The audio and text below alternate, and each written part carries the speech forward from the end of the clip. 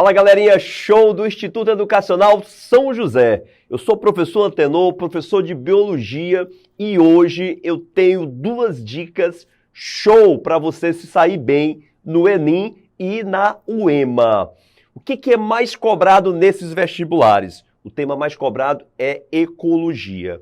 E quando se fala de ecologia, aquele tema que é certeza nesses vestibulares é justamente desequilíbrios ambientais. E hoje esse é o nosso tema, desequilíbrios ambientais. O primeiro eu quero te mostrar aqui, pessoal, essa imagem. Essa imagem é de Teresina, ali na Ponte Estaiada, do nosso rio Puti. Olha só, professor, isso é um campo de futebol? Eu quero jogar bola aí. Não, isso não é um campo de futebol, não. Isso aí, pessoal, é a margem, a superfície do rio coberta por aguapés, coberto por algas. Esse processo é chamado de eutrofização. Olha só, eu significa verdadeiro, significa bastante.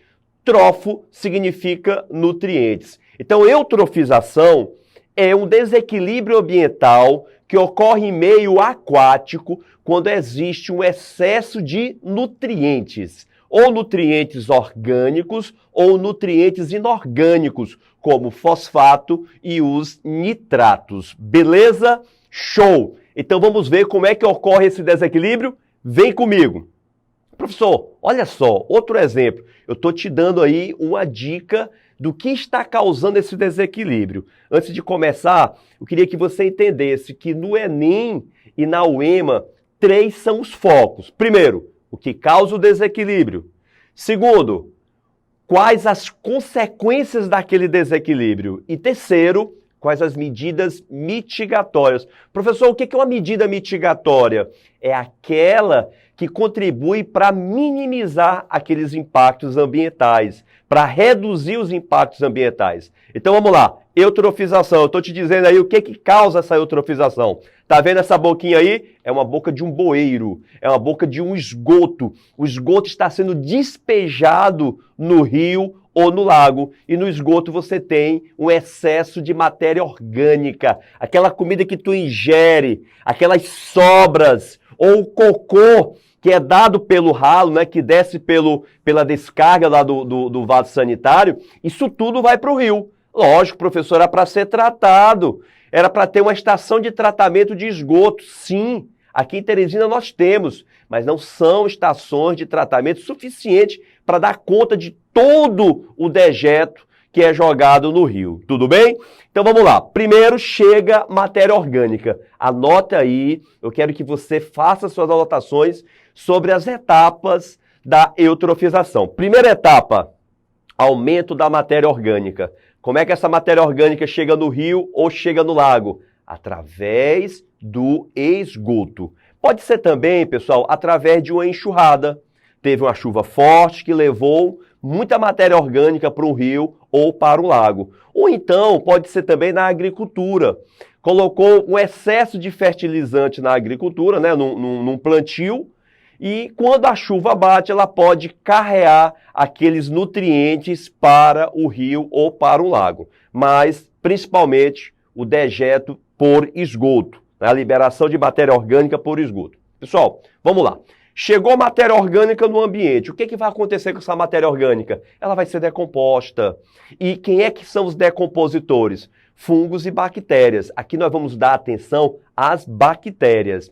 Como no início, onde está chegando a matéria orgânica, tem oxigênio, essa primeira decomposição ela é aeróbia, ou seja, uma decomposição que consome oxigênio. Então toma nota aí. Primeiro, bactérias aeróbias. Tá vendo a setinha? Aumentam as bactérias aeróbias. Professor, e o que é isso da frente? DBO. DBO é a demanda biológica de oxigênio. Ou seja, é o consumo de oxigênio. Quanto mais matéria orgânica é despejada através do esgoto no rio, mais essas bactérias decompõem e mais elas consomem o oxigênio. Aí você deve concluir. Se está tendo um consumo excessivo de oxigênio, vai ter uma redução desse oxigênio na água e quem é que vai morrer? Os peixes. Professor, e as piranhas? Vão morrer, Professor, e o piau e o tambaqui? Vão morrer. A piaba, professor, que eu gosto, vão morrer. Então, os peixes vão morrer por qual processo?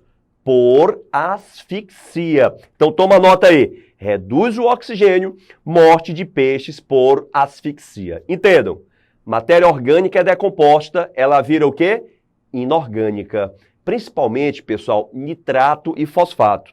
Esses macronutrientes são os principais macronutrientes requeridos pelos vegetais, como, por exemplo, os aguapés e as algas. Eles adoram esses macronutrientes. Então, isso faz com que eles se multipliquem excessivamente na superfície da água.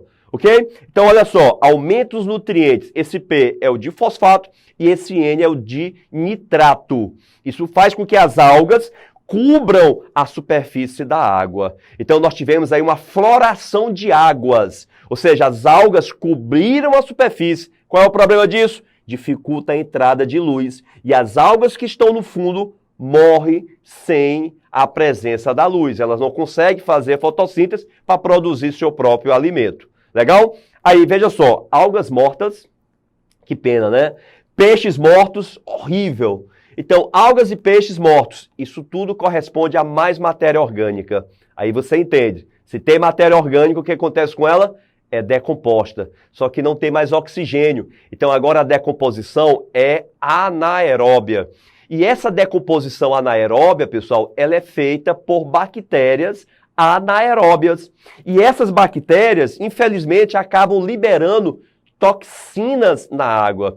E essas toxinas vão levar à morte de mais seres aquáticos. Você pode repetir comigo? Então vamos lá. Primeiro tem que chegar a matéria orgânica, que chega através do esgoto. Segundo, a matéria orgânica é decomposta, de forma aeróbia ou anaeróbia? Anaeróbia. Qual é o problema dessa decomposição? Perdão, aeróbia. Qual é o problema dessa decomposição aeróbia? É que ela consome oxigênio. O consumo de oxigênio leva à morte dos peixes por qual processo? Por asfixia. Qual é o problema dessa decomposição? É que libera muito nitrato e muito fosfato na água. Isso favorece a multiplicação excessiva de algas e de aguapés na superfície da água. É a chamada floração de águas.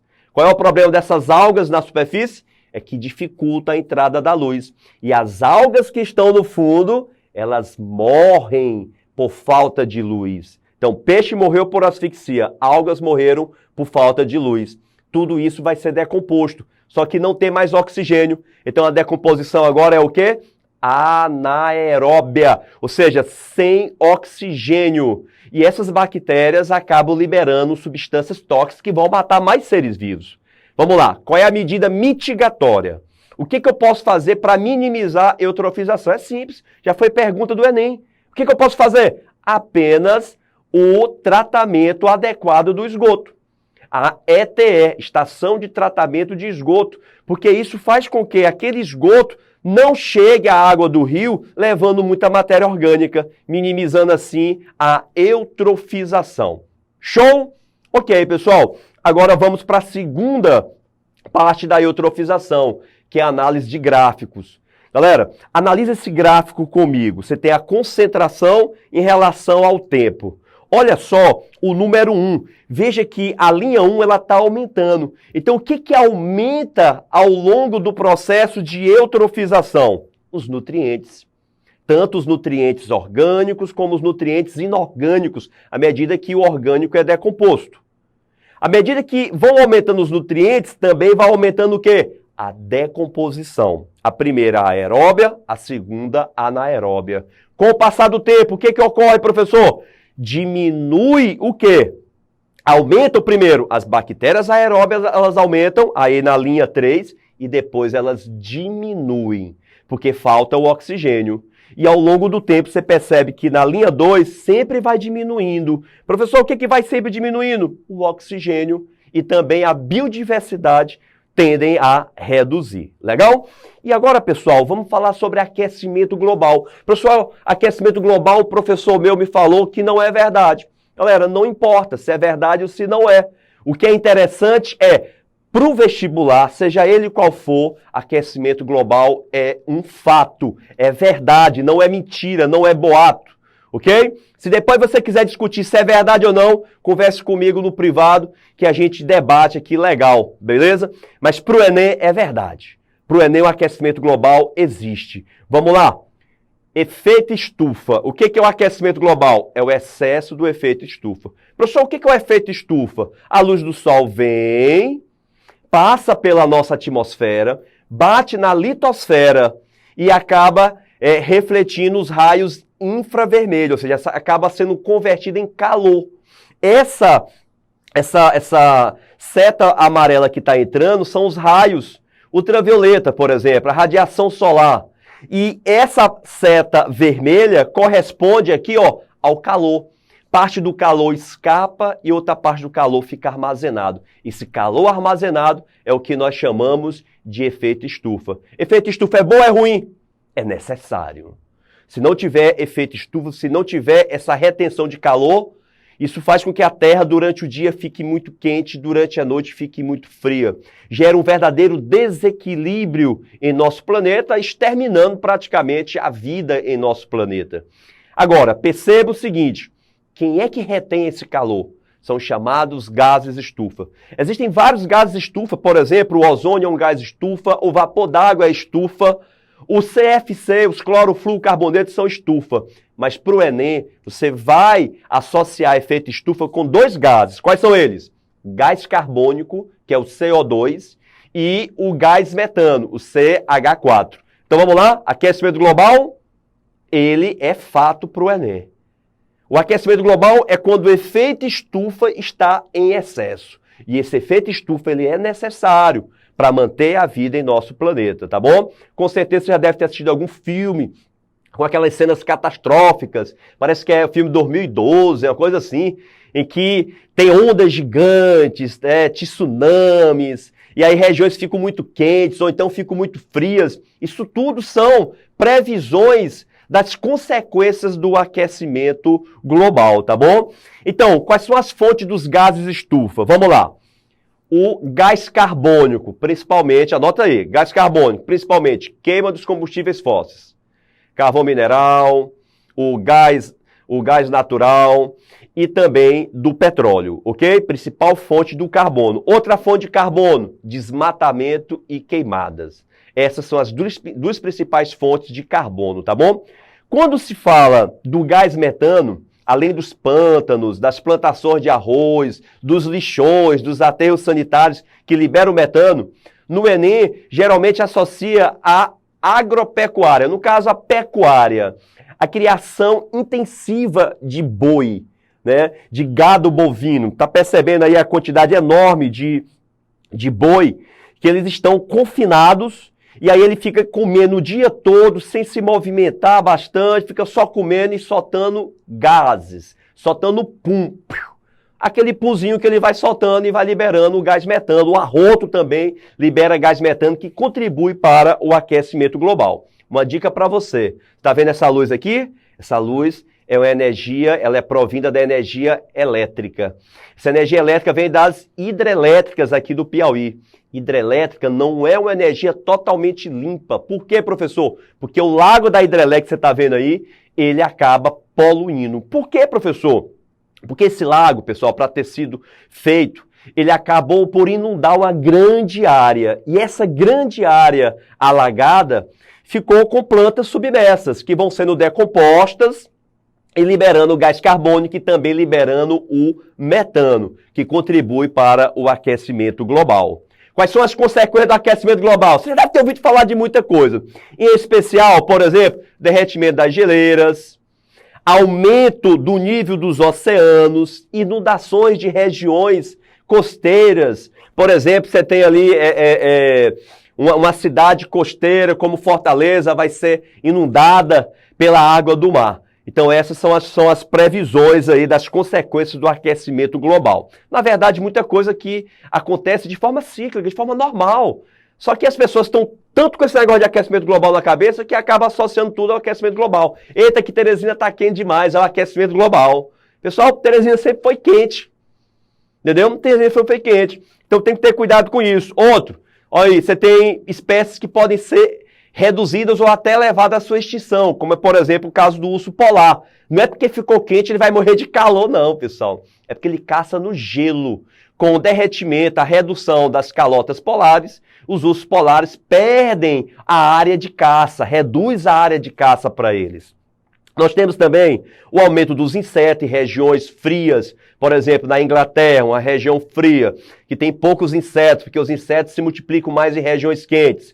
Essas regiões ficando mais quentes, os insetos vão se multiplicar mais, causando aí a proliferação excessiva de insetos, gerando pragas para a agricultura, tendo prejuízos enormes. Tem mudanças climáticas, regiões que passam a chover excessivamente, tendo alagamentos, ou regiões que passam, por exemplo, mostrando uma região de seca, seca muito prolongada. Então você está percebendo que as consequências do aquecimento global, principalmente, são consequências climáticas. A elevação da temperatura do planeta, o derretimento das calotas polares, chuvas excessivas em uma região, secas muito prolongadas em outra região. Então essas são as principais consequências do aquecimento global. E para encerrar, medidas mitigatórias, medidas para reduzir o aquecimento global. O que você pode fazer? Quem são os principais vilões? Metano e gás carbônico. Entre metano e gás carbônico, você apostaria em quem? O principal vilão? O gás carbônico, porque está em maior concentração. Então, o que eu posso fazer para reduzir esse gás carbônico na atmosfera? Primeiro, reduzir o consumo de combustíveis fósseis. Investir em fontes mais limpas, fontes renováveis. Investir, por exemplo, nos biocombustíveis, como, por exemplo, o etanol. Ou então, fontes alternativas altamente limpas, não poluentes, como, por exemplo, a energia eólica e a energia solar. E também fazer o reflorestamento. Lembre-se disso. A última dica, sempre no Enem, eles cobram a questão sequestro de carbono. Ou seja, o carbono não está na atmosfera em excesso, não está retendo muito calor. Então, qual é a principal medida para tirar esse carbono? É sequestrar o carbono. Professor, mas o que é sequestrar carbono? Sequestrar carbono, pessoal, é simplesmente investir em fotossíntese. E como é que se investe em fotossíntese? Preservando as florestas e reflorestando. Então, o reflorestamento e a preservação das florestas é uma baita de uma medida mitigatória para reduzir o aquecimento global. Um beijão para todos vocês do Instituto Educacional São José. Se liga aí que a aula é show!